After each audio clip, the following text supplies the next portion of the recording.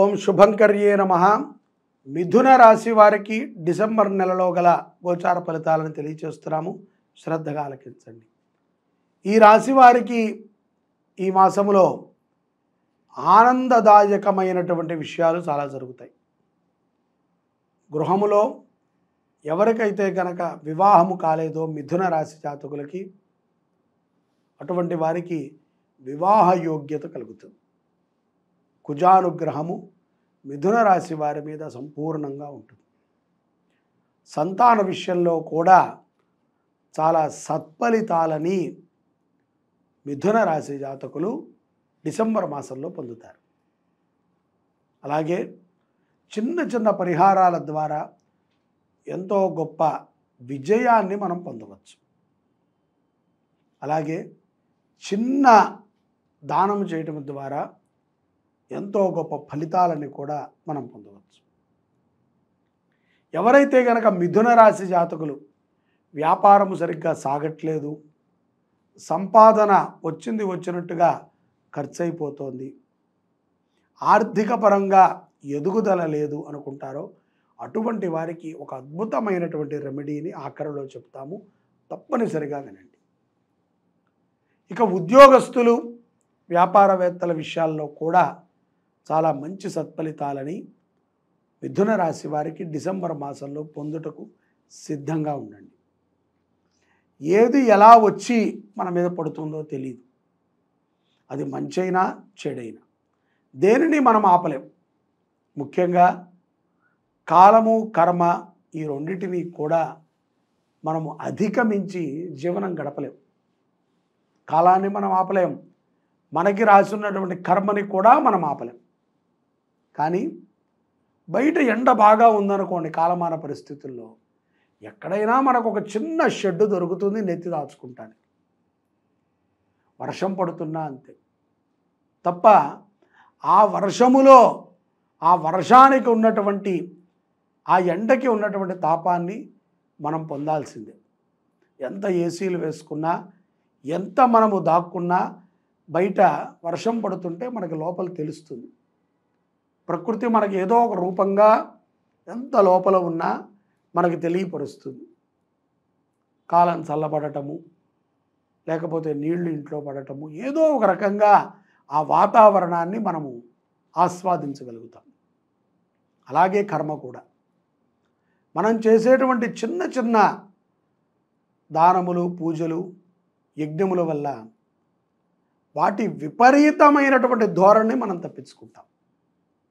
మిథున రాశి జాతకులు మీరు చేసేటటువంటి సత్ఫలిత ప్రమాణములు ఏవైతే ఉంటాయో, మీరు చేసినటువంటి మంచి ఏదైతే ఉంటుందో దాన్ని అనుభవించేటువంటి మాసము ఈ డిసెంబర్ మాసం.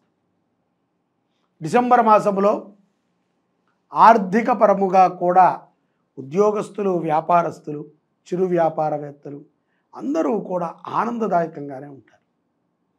ఇక్కడ మనకి ఉన్నదాంట్లో బతకటము ఒక ఎత్తు అయితే, మనము ఎదుట వారి మీద టోపీ పెట్టి బతకటం ఇంకొక ఎత్తు.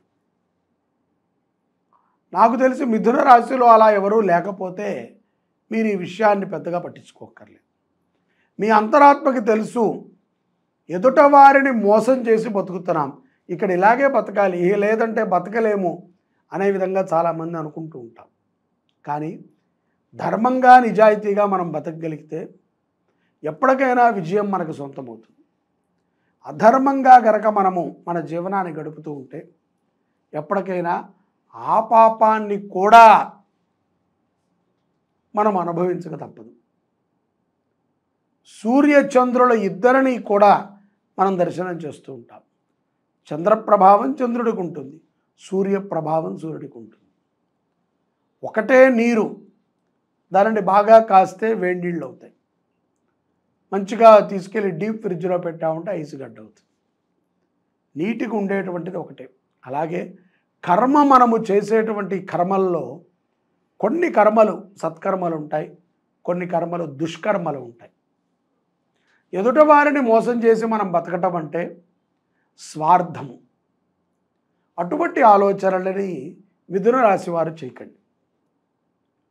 వాళ్ళు అలాగే చేస్తున్నారండి, మేము కూడా ఇలాగే ఉంటాము అంటే తప్పు.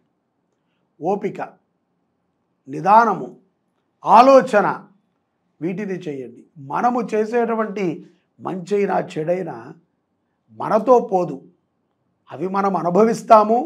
మన కష్టాన్ని మన దుఃఖాన్ని చూసి మన కుటుంబం కూడా బాధపడుతుంది.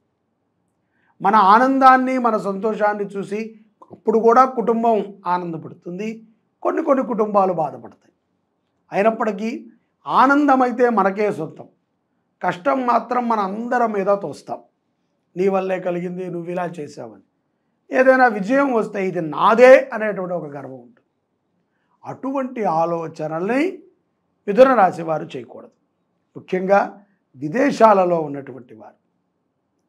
అక్కడ మీరు తల్లిదండ్రులని, అత్తమామలని, కుటుంబాన్ని వదిలి దూరంగా ఉన్నారు. మీ మీద ఎంతో నమ్మకం పెట్టుకుని కుటుంబం అక్కడ పెట్టింది. అక్కడ మనము ధర్మంగానే జీవించాలి. ఆ దేశానికి ఉన్నటువంటి ఆనవాయితీ ప్రకారంగానే ఉండాలి. మన దేశానికి కూడా అదే ఆనవాయితీ ఉంది, మనం పాటించట్లేదంతే. అన్ని దేశాలకి ఒకటే ఆనవాయితీ ఉంది, ధర్మమైనటువంటి జీవనం గడపమని. మనము ఇక్కడ మనం అడిగేది ఎవరులే, మనము ఎవరినైనా అడిగి మనం తప్పు చేయొచ్చు, మనము ఏది చేసినా బయటికి రావచ్చు అని అనుకుంటాం. కానీ కొన్ని సందర్భాలలో అవి నెత్తికి చుట్టుకుని మన కుటుంబాన్ని పతనం చేస్తాయి.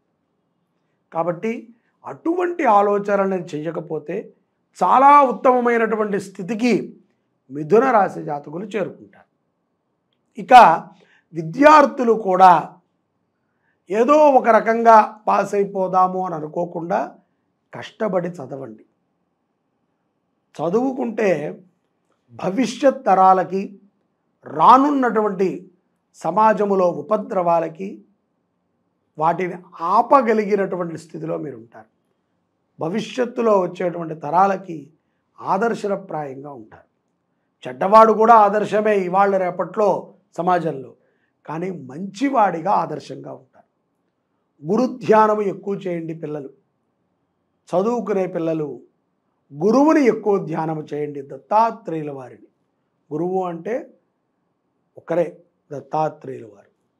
ఆ గురువుని ధ్యానము చేయండి, దత్తస్తవాన్ని బాగా పఠనం చేయండి, దత్త దర్శనాన్ని చేయండి. దత్తాశ్రమాలు ఎక్కడున్నాయో అక్కడికి వెళ్ళి సేవని చేయండి. తద్వారా మిథున రాశిలో ఉన్నటువంటి పిల్లలు చాలా మంచి భవిష్యత్తుని పొందగలుగుతారు ఈ డిసెంబర్లో మీరు చేసేటువంటి దత్త ఆరాధన వల్ల. ఇక పౌర్ణమి తరువాత మిథున రాశి వారికి కొన్ని ఆర్థికపరమైనటువంటి లావాదేవీలలో కలిసి వచ్చేటువంటి సందర్భం. ఇప్పుడు అణిగిమణిగి ఉండాలి. రత్నం దొరికింది కదా అని చెప్పి నెత్తిన పెట్టుకొని మనం ఊరేగితే, మనం నిద్రించినప్పుడు, మనం దాన్ని ఎక్కడో పెట్టినప్పుడు ఎవరో ఒకళ్ళు అపహరిస్తారు. మన దగ్గర ఏమున్నది అనేది మన కుటుంబంలో వాళ్ళకి తెలిస్తే చాలు. మన కుటుంబం అంటే భార్య, పిల్లలు, తల్లిదండ్రులు. సమాజానికి మనం చాటేసి చెప్పక్కర్లేదు. డబ్బు ఉంటే మితంగా ఖర్చు పెట్టాలి, అహంకారంగా ఖర్చు పెట్టకూడదు. పౌర్ణమి తర్వాత ఆర్థికపరమైనటువంటి లాభాలని మిథున రాశి జాతకులు చాలా విశేషంగా పొందుతారు. స్త్రీలు కూడా ఎన్నో విషయాలలో చాకచక్యంగా వ్యవహరిస్తారు. మీకు మొదటిలో చెప్పాను కదా, మిథున రాశి జాతకులు ఎటువంటి దానాన్ని చేయటం ద్వారా, ఎటువంటి ధర్మ కార్యాలను చేయటం ద్వారా అభివృద్ధి చెందుతారు అంటే, వారు చేసినటువంటి పనులు 10 వేగంగా, 100 వేగంగా త్వరగా పూర్తవుతాయి. అటువంటి దానమే గోవుని సంరక్షించటం. మిథున రాశి జాతకులు ఒక ఆవుని దత్తత తీసుకోండి, మీ పేరు మీద పోషించండి. తద్వారా మరిన్ని గొప్ప విజయాలని పొందుతారు. మానసికంగా ముఖ్యంగా చాలా ప్రశాంతంగా ఉంటారు. జాతకం రీత్యా ఉన్నటువంటి సమస్యలు ఏవైనా సరే వాటికి పరిష్కారం ఏమిట్రా అంటే గోవుని పోషించటం. గోపోషణ అంటే ఏదైనా ఒక డబ్బా చూసి ఆ డబ్బాలో మనము డబ్బులు వేసేయటము, లేకపోతే మనకు కుదిరినప్పుడు తీసుకువెళ్ళి ఒక అరటిపండు పెట్టడము, లేకపోతే ఒక ఆకుకూర పెట్టడము కాదు. శ్రీ శుభంకరి సేవా సమితి నుంచి వృద్ధ గోవులని మనం పోషిస్తున్నాం, ముసలి గోవులు. మీకు తోస్తే మా వద్ద ఒక ఆవుని దత్తత తీసుకోవచ్చు. తీసుకుని ప్రతి నెల కూడా దానికి సంబంధించినటువంటి రుసుముని చెల్లిస్తూ మనం బ్రతికున్నంత కాలము, మనకి కుదిరినంత కాలము, మనకి పరమాత్మ శక్తి ఇచ్చినంత కాలము ఆ ఆవుని పోషించుకుంటూ రావటం. మనము ఒకరోజు తరించాల్సిన వాళ్ళమే, ఆ యొక్క గోవు కూడా పరమాత్మ దగ్గరికి వెళ్ళాల్సింది. అలా గో సంతతిని పెంచుకుంటూ వస్తున్నాం మనం. వాటిని రక్షించాలి అనేటువంటి దృక్పథంతో మిథున రాశి జాతకులు గోపోషణ చేయటమే సత్ఫలితాలను ఇస్తుంది అని మీ అందరికీ తెలియచేస్తున్నాను. సర్వే జనాః సుఖినో భవంతు. శ్రీ శుభంకర్యై నమః.